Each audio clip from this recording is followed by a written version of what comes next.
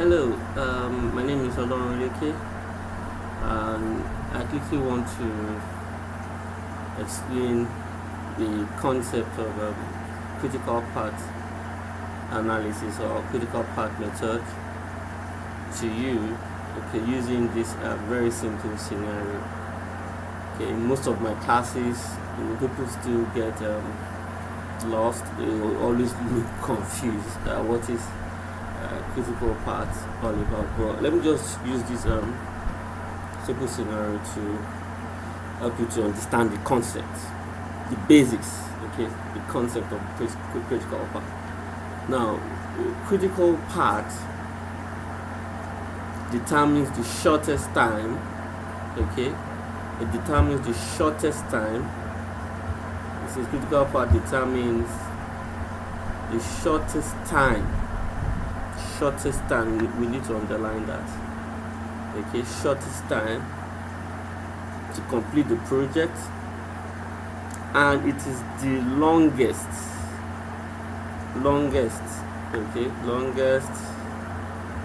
duration path through a network of tasks. So three things are important here, okay, shortest time, but the longest duration path through a network of tasks. That's what we refer to as the critical path. So you look at the network diagram or your network of tasks, the longest path on that network of tasks is what we refer to as the critical path. So activities on that path are referred to as critical tasks.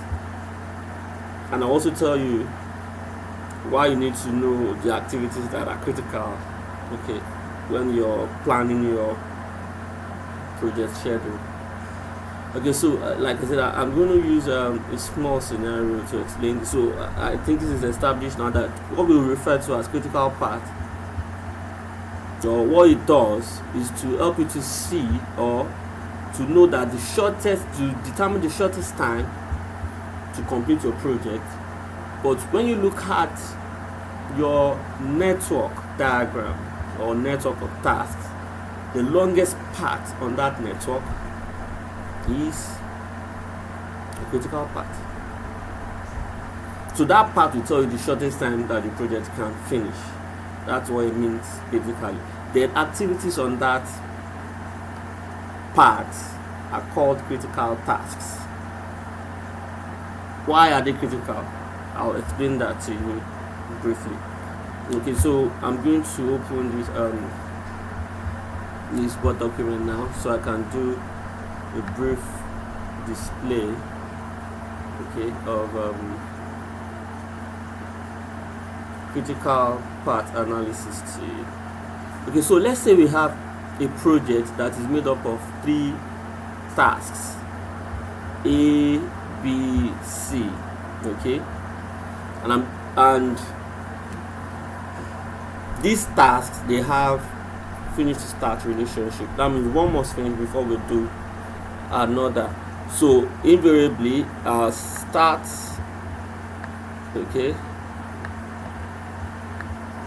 once we say start, so what activity will start? That will be activity A. So I want to draw the network, but it's just going to be a straight line here because we are saying that these activities, they have finish to start relationship.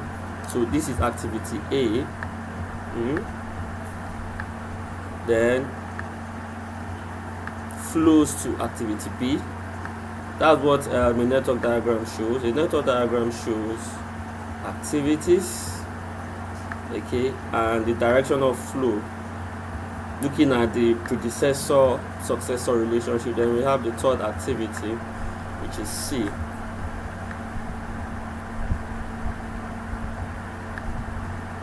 Now once we are done with activity C, the project will end.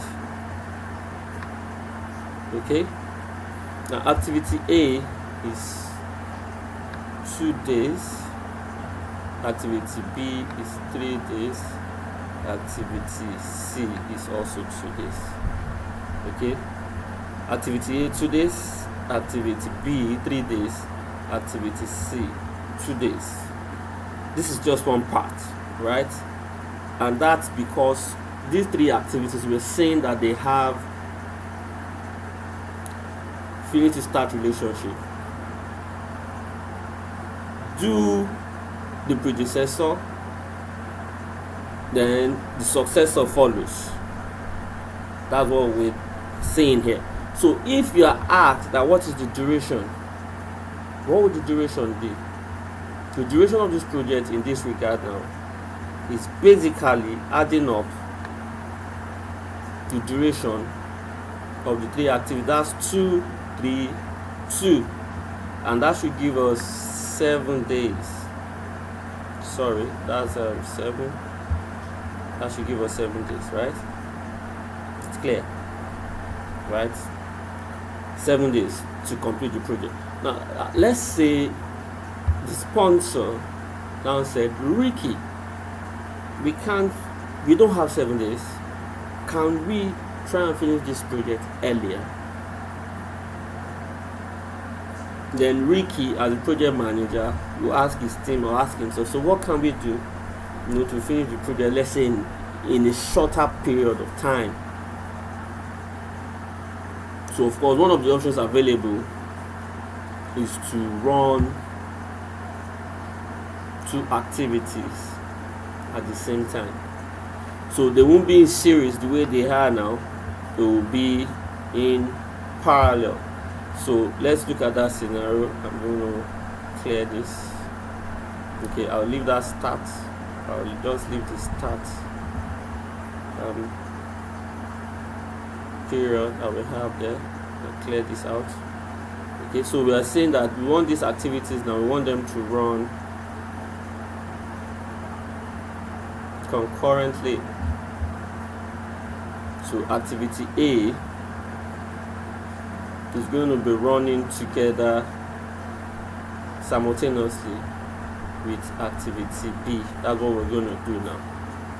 Okay, and the scenario is going to be different, but because in that instance now we will have 2 parts. In this first instance, we have just one part. Okay, activity A flowing to activity B, activity B flowing to activity C, and then activity C ends the project. Okay, so let's go. Now here now, activity A, there will be activity B. That's what we want to do now.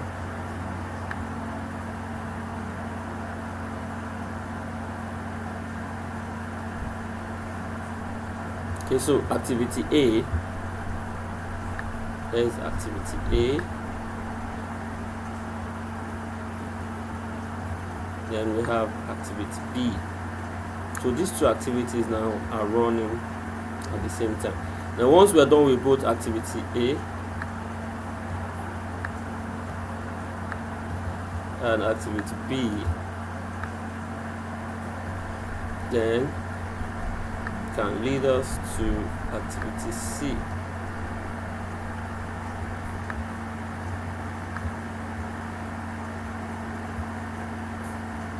Activity C, and then once we're done with activity C, the project ends.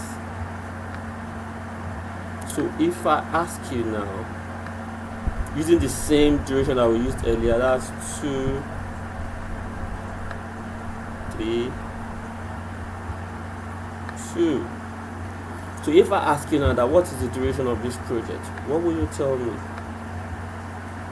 Is this 7 days? No, no longer 7 days. And that's because these 2 activities are running at the same time now. And then we now have 2 parts. There's a part from start A to C. That's the first part. And there's a part start B to C to end. That's the second part. So there's a part AC, there's a part BC. Part AC is 4 days. That's 2 days plus 2 days. Part BC is 5 days. So the duration of this project is 5 days, and that 5 days is the duration of your critical path. So your critical path is start, B, C, N. That path is the longest. It's the longest. So the project cannot finish earlier than 5 days. The project will finish in 4 days. Activity A and activity B are starting at the same time, right? You finish activity A the second day, but activity B is still running. Has a 1 day more to go for you to finish. Then when we are done with activity B, we go to activity C. So 3 plus 2, that's 5 days. That's the longest duration part. That's our critical part. So B and C, I mentioned that critical tasks are quite important, and that's because they cannot be delayed. So I'm going to communicate to the sponsor now. Ricky is going to pick up his phone or during his meeting with the sponsor and say they can actually finish the project in 5 days. So once I communicate that, I can't delay B or C during this project. If I delay B or C, they are critical tasks. It means I won't meet up with this 5-day deadline again. But I can delay A. A is a non-critical task, so I can delay it. But how many? I can delay it by 1 day. So that 1 day is what we refer to as a float on a task. So A has 1 day float. Activity B and C has 0 float. So if I delay activity A by 1 day, that means I'll still be able to finish the project in 5 days. So I can't even delay activity A more than a day.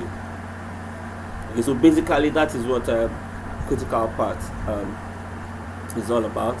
So it's all about knowing the activities that are on your critical path, and those activities are referred to as critical tasks. They can't be delayed for you to meet up with your deadline, but you can delay the activities that are on your non-critical path or the non-critical tasks. Okay, because this is a very, like I said, this is in its simplest or basic form. Of course, we usually have a network that are more complex than this, but I just want you to understand the concept of the critical path. Thank you very much.